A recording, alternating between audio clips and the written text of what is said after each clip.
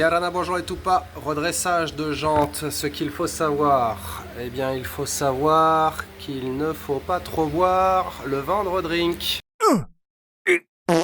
Tu as bouffé le trottoir, tu dis que c'est maman qui l'a fait, je te croirais. What? Ce qu'il faut savoir, c'est que quand on va redresser, il va falloir qu'on repousse la matière dans ce sens-là. Et comme une tige en métal, quand tu la tords et que tu la remets droit, elle casse. Donc il va falloir qu'on chauffe.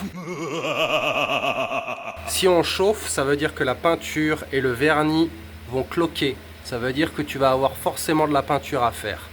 Il ne faut pas juste considérer le redressage. Il va falloir repeindre derrière. Hein? S'en fout?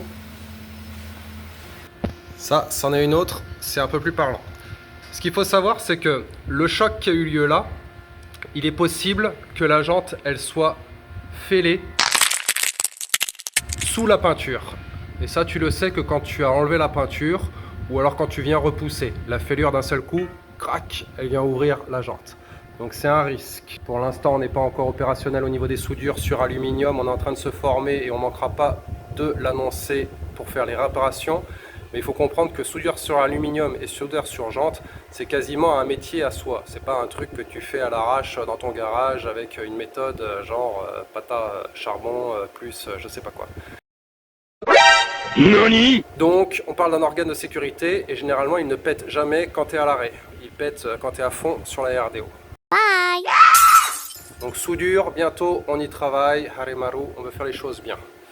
Donc là on va chauffer, poncer pour voir déjà s'il y a une fêlure et repousser pour voir si la jante soutient le pet. Voilà, monte ou pas, c'est parti mon kiki.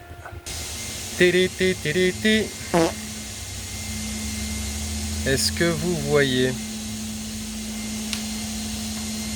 le serpent? C'est pour ça qu'il ne s'agit pas juste de redresser comme un bourrin et on y va et on cherche pas à comprendre qu'est-ce qui se passe. D'abord vérifier les choses.